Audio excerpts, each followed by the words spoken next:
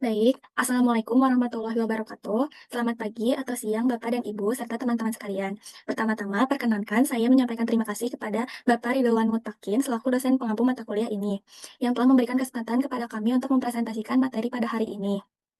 Pada kesempatan ini, kami akan membahas analisis pengembangan human capital manajemen pada PT Bank Mandiri. Selanjutnya, perkenalkan nama saya Silvira Osaya Yolanda dan ada teman-teman saya. Nama saya Nur Faulia. Saya Mila Milawati. Nama saya Mutia Fatimah.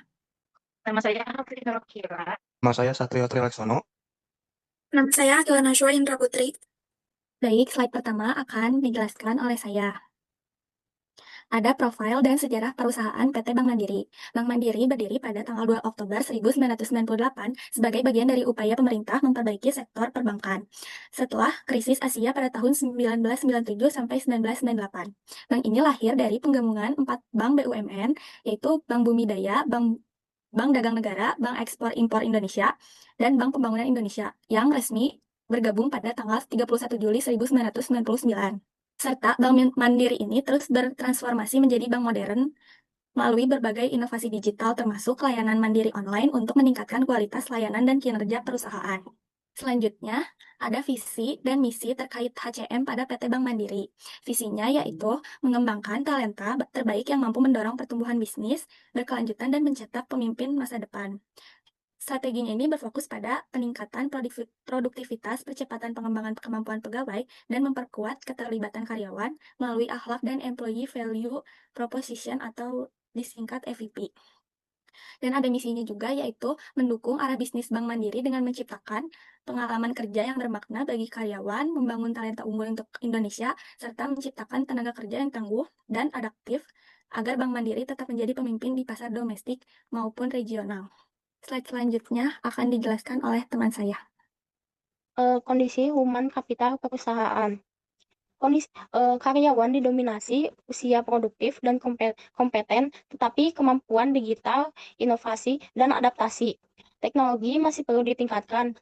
Budaya organisasi masih hierarkis dan sistem kompensasi belum sepenuhnya berbasis kinerja. Pengembangan talenta dan regenerasi pemimpin perlu diperkuat. Saya kembalikan lagi ke moderator. Slide selanjutnya akan dijelaskan oleh Nur Sifa. Oke, lanjut. Di bagian ini, kita masuk ke analisis gap human capital di Bank Mandiri, khususnya terkait leadership pipeline lewat program ODP, atau Official Development Program. Jadi, ODP ini tuh semacam jalur percepatan karir untuk menyiapkan calon-calon pemimpin masa depan di Bank Mandiri. Nah, sekarang kita lihat datanya. Di tahun 2022, target jumlah peserta ODP itu sebesar 791 orang. Tapi ternyata realisasi di tahun 2023 hanya 640 orang. Artinya masih ada kekurangan 111 orang atau sekitar 14,7% dari target yang sudah direncanakan. Dari grafik ini bisa kelihatan kalau upaya Bank Mandiri buat memenuhi kebutuhan talent futur leader itu masih belum maksimal. Jadi kalau kebutuhan talent ini nggak terpenuhi, nanti bisa berdampak ke ketersediaan pemimpin di posisi strategis ke depannya. Kalau kita analisis penyebabnya, kemungkinan bisa karena proses rekrutmen yang belum optimal, persaingan mendapatkan talent terbaik yang semakin ketat, atau mungkin juga ada kandidat yang nggak lolos seleksi saat pelatihan ODP karena standar yang cukup tinggi. Selanjutnya saya kembalikan ke moderator. Baik, slide selanjutnya akan dijelaskan oleh Mila. Ada strategi pengembangan HCM perusahaan. Strategi pengembangan HCM ini berfokus pada peningkatan kompetensi digital, pengembangan talenta, dan kepemimpinan. Budaya kerja diarahkan lebih kolaboratif dan inovatif, didukung sistem kinerja berbasis hasil, transformasi digital, dan pemanfaatan data SDM menjadi langkah utama untuk meningkatkan daya saing. Saya kembalikan ke moderator. Baik, slide selanjutnya akan dijelaskan oleh Akilah Nashwa. Berikut program pelatihan dan pengembangan SDM. Program pelatihan dan pengembangan SDM di PT Bank Mandiri dilaksanakan melalui Mandiri University yang menyediakan berbagai pelatihan kepemimpinan, manajerial, serta pelatihan teknis seperti digital banking dan manajemen risiko. Bank Mandiri juga memiliki Officer Development Program atau yang biasa kita sebut ODP untuk menyiapkan calon pemimpin muda yang kompeten. Untuk mendukung proses pembelajaran yang lebih fleksibel, tersedia Mandiri Learning Hub sebagai pusat pembelajaran digital. Selain itu, pengembangan karyawan diperkuat melalui coaching, mentoring, rotasi kerja, dan sertifikasi profesional. Seluruh program ini dirancang untuk meningkatkan kompetensi karyawan agar siap menghadapi transformasi di industri perbankan modern. Lalu ada tantangan dalam pengembangan HCM.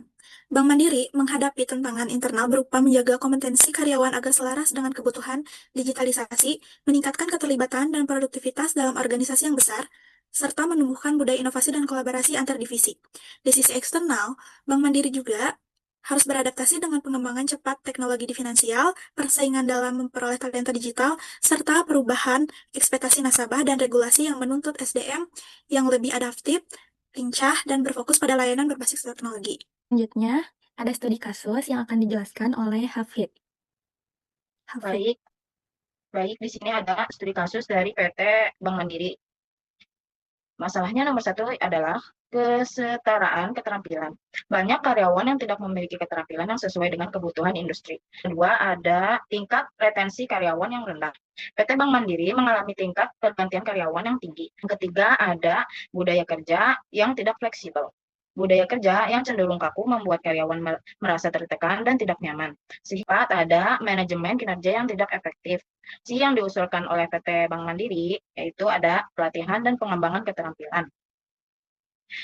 Program pelatihan dan sertifikasi yang relevan untuk meningkatkan keterampilan karyawan agar sesuai dengan kebutuhan industri.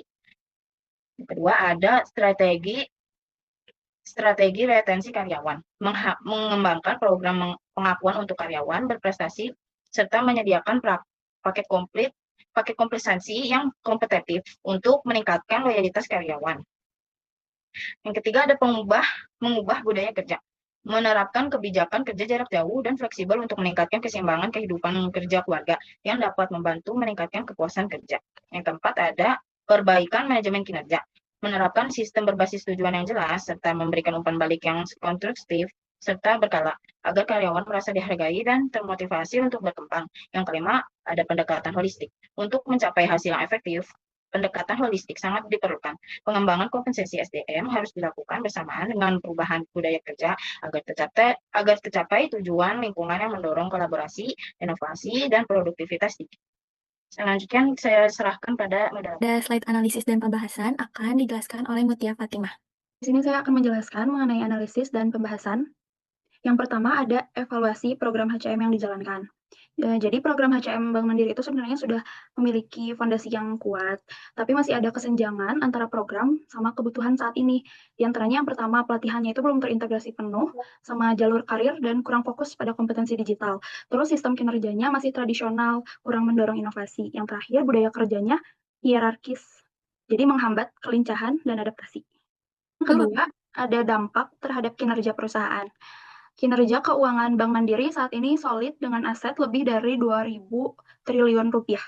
Namun, tanpa peningkatan SDM yang adaptif dan inovatif, diantaranya transformasi digital dan daya saing jangka panjang bisa terhambat, lalu risiko tertinggal dari pesaing fintech dan bank digital.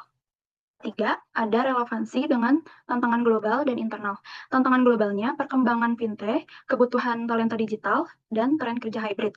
Lalu, tantangan internalnya, keterbatasan kompetensi digital, budayanya hierarkis, sistem kinerjanya kurang mendukung inovasi. Sekian, saya kembalikan ke moderator. Selanjutnya ada kesimpulan dan rekomendasi akan dijelaskan oleh Satrio. Kesimpulan, PT Bank Mandiri Persero merupakan salah satu bank terbesar di Indonesia yang memiliki peran penting dalam mendukung pertumbuhan ekonomi nasional.